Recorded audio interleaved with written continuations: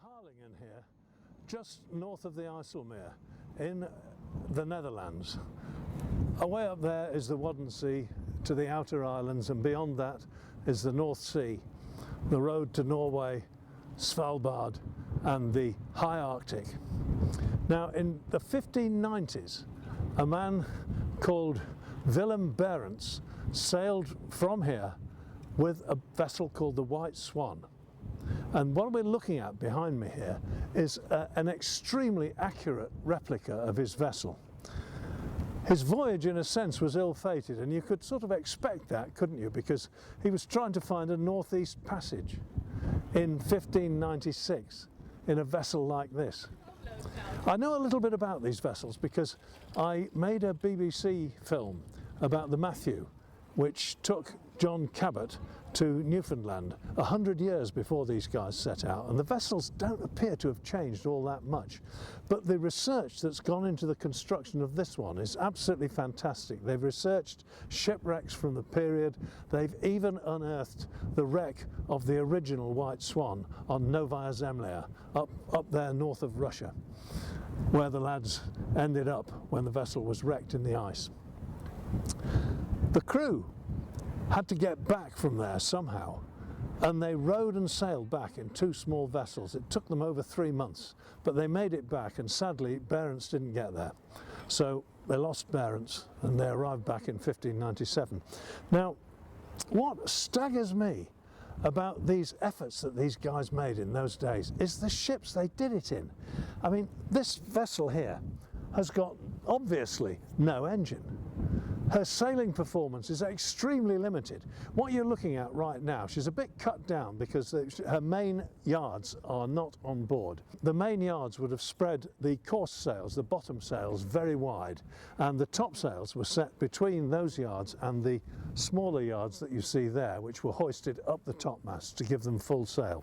So they had enough sail to drive this very voluminous hull, colossal cargo carrying capacity, but very poor sailing qualities. There's no salient keel hardly of any sort, nothing to really grip the water, and the sails were very, very primitive by our standards, so the ability of the vessel to work to windward was probably next to nothing. So if she got stuck in a bay and it was really windy, she'd had it really. She was reliant on her anchors because she wasn't going to be able to beat out. Hence the vessel would have been embayed, as they say.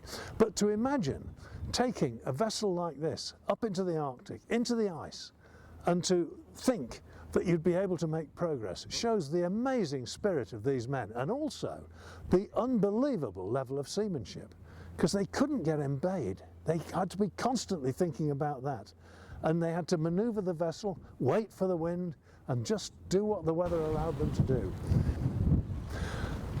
The rig is so fascinating that I'm just going to go and have a look at a few details to share with you, because it's remarkable what they achieved with so little.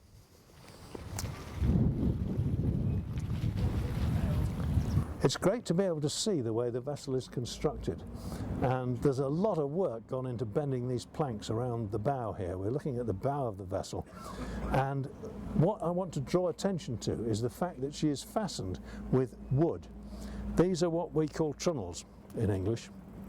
They're wooden nails driven through the planking and the frame inside, and then when it's been driven through and it's tightly in there, they're sawn off flush, and a little wedge is driven in both ends to make it absolutely bottle tight. No water can get through there, and it's never going to come out.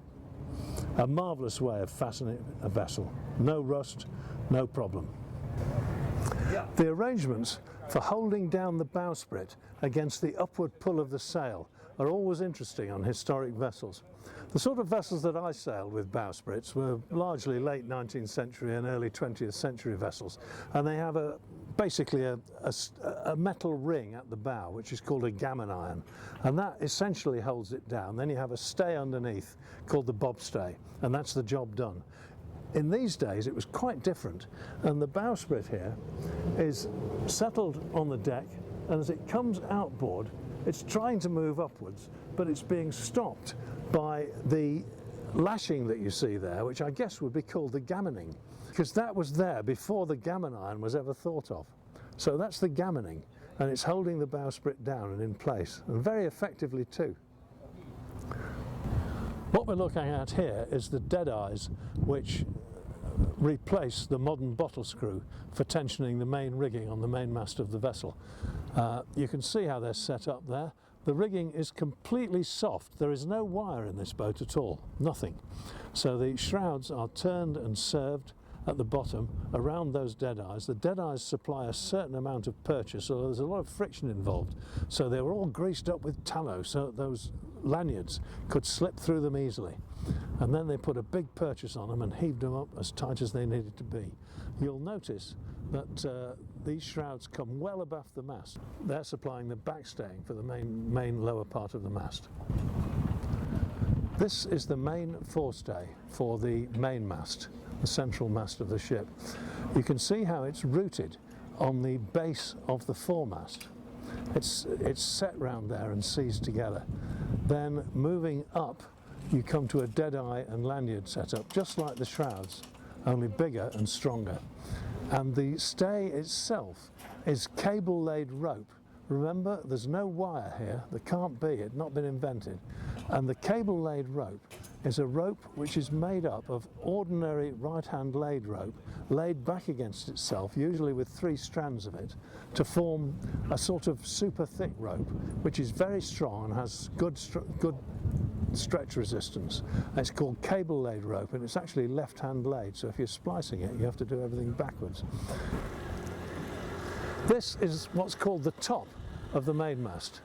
Above it is the topmast with its topsail yard, and you can see it's quite a wide platform, and the reason why it's so wide is to get a spread for the topmast shrouds which are coming off it. The shrouds and the backstays for the topmast, look, there are dead eyes up there, the whole thing's set up. That topmast is hoisted from the deck, it goes through a couple of irons at the top of the mast and is then lowered onto a pin which is set across 2 pieces of wood called the trestle trees, which are coming out underneath the top. Another advantage of the top was that it was big enough for a man to stand in, and if you were involved in warfare, the chaps up there could get their muskets and have a good go at the fellas on the decks of the other ships down below.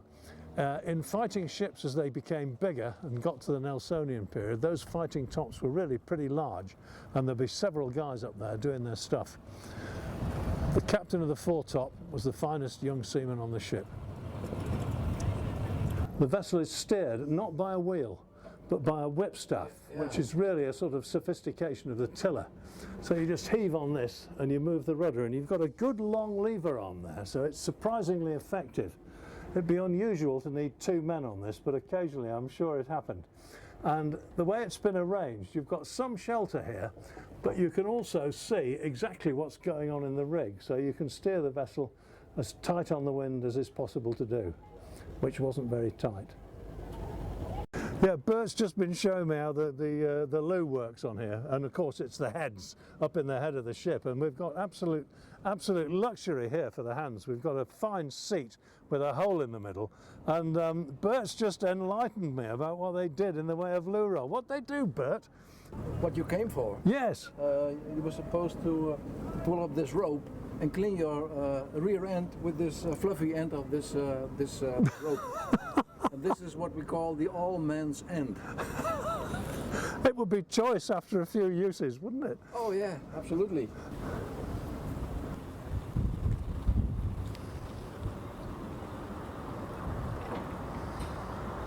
I've had a poke around in the ice myself, and I know what it's like.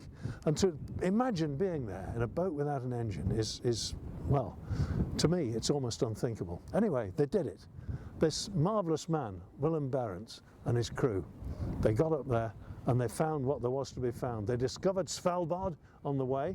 Nobody knew that was there. They got that sorted out, and there he died.